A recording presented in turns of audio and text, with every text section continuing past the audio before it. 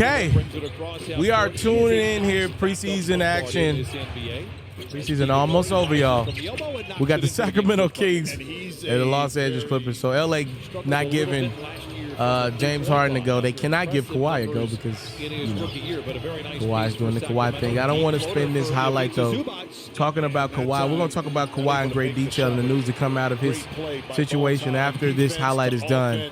We're going to talk Kawhi Leonard, so be clear. Stay tuned. We're talking Kawhi. But for now, I just want to watch a little bit of preseason action and see how the Kings and the Clippers look. We did one Kings game. I don't think I did a Clippers game yet. I do know James Harden has had some really good action in the preseason. But he's not playing in this one, though.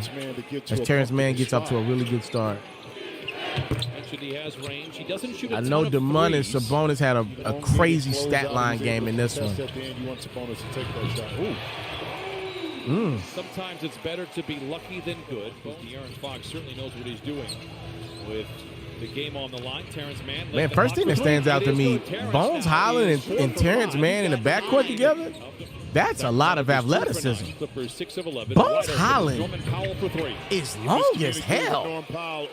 I mean, pause if I need to. Yo, Bones Highland is, look at this. Wait, look at Bones, top of the key, number 5. How lengthy he is, pause. Look at it, running point. Okay, Zubac, huh? A little now you see me, now you don't. Terrence down the lane hangs. Nice swipe there DeMar. by Murray. And now here comes DeRozan. Gets it ahead to Jones. Back to Murray. Trailing on the 3. Keegan Murray made double-digit threes in the game last year. Let's not forget. First couple of weeks, and anytime they play a team in the West. Miller hangs, is hit. Oh, counted and a foul, and he continues. The sad thing is, if the Clippers would have been able to keep their team together, like been able to re-sign. Here, I'll try to slide over a little bit so you can see the score occasionally. The sad thing is, if the Clippers would have been able to keep Paul George and Kawhi, and I know this sounds kind of ridiculous at this point, if they were healthy, they've done a great job at filling this roster out. There's a lot of nice pieces here. They're just missing the star power now, I mean, at this point. And I do think James Harden's going to do well. Because at the end of the day, James still got more talent than he had at the end of the Houston run on this Clippers team. And won. Miller. He's having a nice game. Gets downhill on DeRozan. Man, why the hell y'all got DeMar DeRozan out here working with these young fellas? These boys is going hard. On the 3 for Miller, and he continues to impress off the bench. Going hard. You know the record? Those minutes, no. Man, the Clippers, this is just one of those games. These guys just playing for something that the Kings are not playing for right now. They're playing way too hard. They're playing really hard. Sabonis looks good, but the Kings are getting their behinds kicked right now. Let's pull up some stats here for this game. And some championship caliber teams that are not in the top 4 in the Western Conference. Would I be wrong by saying, I mean, you know what I mean? Utah played well last year. It's almost like they pulled on the reins a little bit because they were, you know what they were. That'll be an assist. McDermott showing why Dougie McDermott. A crazy signing in this. McDermott at 14. Sabonis 24, 9, and 5. 9 to shoot. Powell turns the corner. Powell. Ooh, a hook. He's good going with his left, going with his right in that painted area, trying to get used to on both sides of the ball because of the fatigue that it takes. I'm open. Brown inside hey, with the finish. Able to gather a bad pass and put it down. 5 minutes of the game to ensure that you're Bones Highland. Ooh, left. Denver was able to do He's it talented, as well. man. He's a freaking phenomenal talent, man. He's a freaking phenomenal. I'm high on Bones Highland's talent. I don't know if he'll ever be able to put it together the way he may want to, but immensely talented young man. He's able to finish it. Amir Coffey. He's got a Jalen Brunson feel to him, doesn't he? A little taller than Brunson. A little more athletic. Will go to the line. Has it ripped away by Brown. Under a minute to play in the first half. Miller Clippers bringing out the left. Responds to a lot of injuries that have already taken place via practice or whatever. There go my boy. In the preseason. Y'all know we big DeMar DeRozan fans around here. It up and counted and a foul. That's his first basket here tonight. DeRozan at 9. Not going to be going as hard as these young bucks in the preseason. Oh, beautiful up fake. That's criminal. Kai Jones is back in the league. He just got his behind work. Good to see Kai back, by the way, battle through some mental demons. DeRozan. There he is. If y'all gonna call Paul George, y'all go. DeMar DeRozan, my GOAT. Coffee with 10 points in 15 minutes. Sabonis the other way with the flush. Tearing the Clippers' bigs up. Get into him again. Work out again, Sabonis. He is tearing Kai Jones' ass up. Lord. Kai don't have a clue how to play Sabonis. Now it's a 16-3 run in favor of Sacramento here.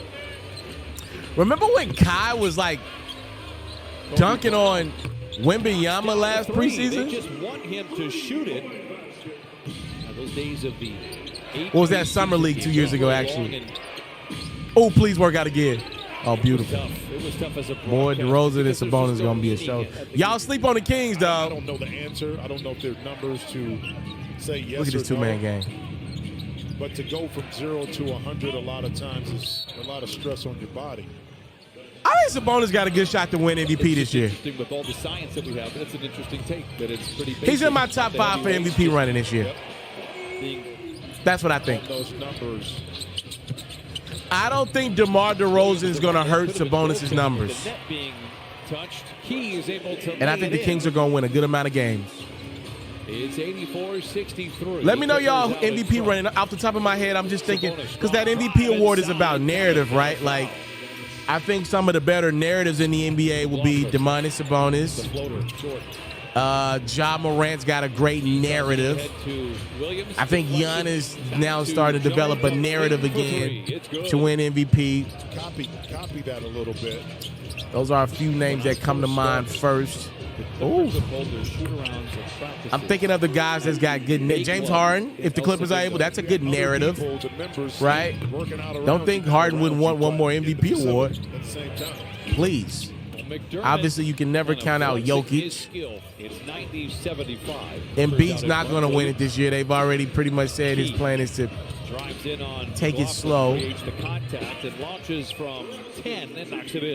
So once again, Kawhi Leonard will be out an indefinite period of time to start a season. As the Clippers made the announcement, Shams Charania reported that there is no timetable when Kawhi will return to LA. If I'm being completely honest, I'd be shocked if we see Kawhi, especially if we get to like Christmas Day. I mean, you got to look at this Clippers roster. It's not great. What I love about James Harden, through all the scrutiny he's gotten throughout his career, you put him on a basketball court, he will win some games that a lot of teams with a lot more talent would lose. So it's nothing for James Harden to go out there, drop 30 and 12, even at this point in his career, and the Clippers beat some of the bottom feeders out east, the Detroit Pistons of the world, right? Kawhi, if the Clippers are not in a good spot by Christmas Day, though, probably will shut it down for the year. I mean, you pretty much have wasted another year. This is also their first year in Steve Ballmer's new Inglewood Arena. Obviously, if you would have sold season ticket holders 7 months ago, you're not going to have Kawhi opening day, and you lost Paul George in free agency. I'm sure you will have a lot less ticket holders then. I don't know when the re-up day was. We'll see what it's looking like now, but that's not a great way to start your new arena. And I'm going to be honest with you guys. It's the Clippers' fault. You know, one of the interesting things about listening to athlete-generated podcasts is you get to hear what they think, but they don't tell you what they think through their own situations. What the heck are you talking about, Ferro? Just hear me out. So I don't like athlete-generated podcasts, but if I do decide to listen, I actually do just that. I listen. When I'm talking to people in my life, as long as their phone ain't in my hand, I listen to people. Words have power. So if I listen to Paul George speak about the Clippers situation, usually Paul George says something, no pun intended, but he keeps it PG, right? And he keeps it pretty team friendly. And he says a bunch of nothing. Kawhi's a great player. I still feel like if me and Kawhi got a real chance, we would have went here. We would have did that. But you don't really get nothing. What you want to do is listen to a guy like Paul George on his podcast when he reacts to other players' situation around the league. When you remove yourself, you can be honest. And we all got a part in that. We all do that, right? It's just I cover basketball. I'm not an NBA player. So there's no comparable for me. There's not a lot of my personal life, right? Except what I give you. So when I listen to Paul George speak on other player situations and other team situations, especially dealing with guys that are injured, we get the honest truth. I said all that to say I know damn well Paul George was offended back in January of this year when the Clippers decided to not only re-sign Kawhi, they gave Kawhi a bag with the quickness. And before Paul George, who had lined up his free agency alongside Kawhi's, obviously thinking they both were going to do another run with the Clippers together on the same type of deal. So not only did you pay the guy that's not as healthy as me for half the amount of time that I'm healthy, you rushed to do it and wouldn't even give me the same numbers.